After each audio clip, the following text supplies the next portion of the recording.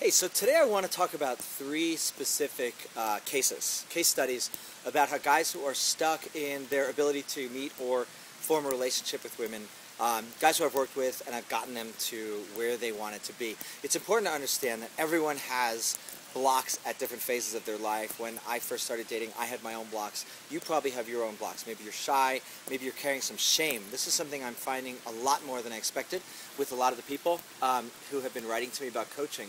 There's a lot of shame around divorce, there's childhood stuff, religious stuff, but people are carrying shame, and that's getting in the way of their dating success. A lot of it is self-worth. A lot of guys, this is what I'm discovering.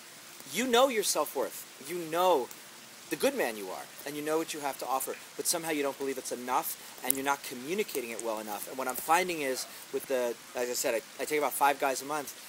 That's often the issue, is that you know what you have to offer, but you're really not communicating in it, mostly because you don't really own it yet. So I've been helping guys with that. So one guy, first case study, is a guy who had done all the pickup study, all the Neil Strauss stuff and all the pickup stuff, and I guess he needed it. A lot of guys need that sometimes to get over their initial shyness or just not even knowing what to say, just having routines, that kind of thing.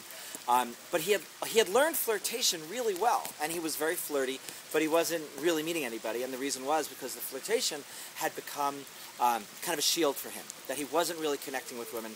He wasn't really connecting with anybody. He was just joking around all the time. Now, I come out of comedy, so I know all about joking, but I know how to turn it off. And it's important to know when to turn it off. So with him, it was really turning off the kind of pick-uppy stuff and the stuff that he thought he needed, and to really get him in touch with who he was, his actual heart, his actual ability to care for somebody. And he has a girlfriend now. So the second case study is also the ability. This is a guy who also very successful in business, but wasn't connecting with women. He felt very shy around them. He felt that approaching them and wanting to date them or have sex with them was somehow bad, because his inner stance was, I'm trying to take something away from them. And if you've read anything of mine, all this stuff is about giving. If you are there to give, to make someone's life better, if you have the stance in your mind that you're trying to take something away from women, yeah, you should feel creepy. You don't want to take something from people. You want to be able to give. You want to be a giver, and you want to make someone's life better. So I was able to do a shift with him, and he's doing great now. We did one trick with him.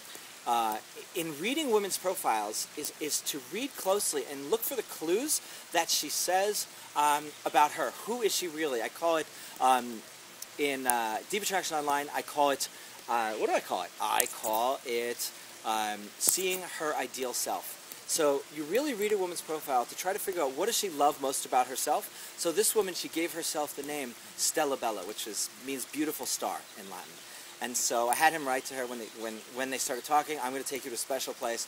And I had him take her to a rooftop restaurant in his city because Stella, right, a star, Bella, beautiful. He says, taking one beautiful star near the beautiful stars. She loved that. I mean, why wouldn't she love it?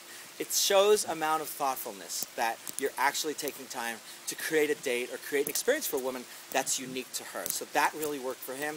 I also gave him a lot of techniques on a date, how to let a woman know that you're not shy, that you're not pulling back, that you're comfortable with a beautiful woman. There are ways of touching women that's not creepy, and I want you to learn those because I'm here in Vegas, by the way. A little photo shoot going on. It's group Naughty by Nature. Here in Vegas especially, girls tell me guys will walk up and start kissing them. They don't even know them. It's pretty gross. They're grossed out. You don't want to be doing that kind of stuff. There are great ways of touching that show care. And I'm going to say something maybe a little controversial, but when you look in a woman's eyes when you meet her, I want you to practice this. Now, I'm a father, so some of you guys may be fathers. I want you to have the care for her as if she's your child. Now, women are not children. I'm not saying that. That's the controversial part. But to have the care of somebody, a human being, to really care about who she is, to feel what her dreams are, to feel what her fears are, and not just calculate in your mind how you're going to use them or how you're going to have a comeback, but really stop, feel who she is, feel what she's about. You are going to have a lot more success, not only connecting with women, but you're going to feel a lot better about yourself because you'll connect a lot more deeply. The third case study is a guy who was just not, this is the simple part, and I can help you do it. The simple part is, to succeed at anything, you need consistency. You need to get in there and do it and do it and do it. Even my father said, if you want to meet a girl, you gotta kiss, you gotta walk up to 99 girls to get the 100th. Hopefully you have better luck than that. But this is a guy who works really hard. He doesn't get out much. So I basically set him up on a plan. We redid his profile.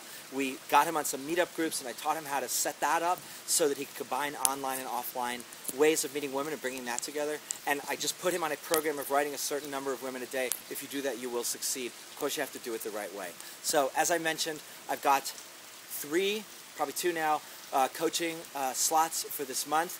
Write me, adamgilad@gmail.com. If you've got some block in your dating life. Everyone has a block, and if you want to get past it. So think about, before you call me, or before you write me, adamgilad@gmail.com, it's my private email, think about, what do you really want? What's your biggest hurdle, and where do you want to be 3 to 5 years from now? Because, as you know, if you do the same thing over and over and you don't get what you want, you're going to end up in the same place. So if you're interested in a little bit of coaching, please write me at adamgilad@gmail.com. And if you have any thoughts about what I just said, please write a comment down below. I love to read what guys are thinking. This is a community of very talented and very smart and very cool guys, and the more you guys contribute, the more everybody gets out of it. So have a great day, and I will see you guys soon.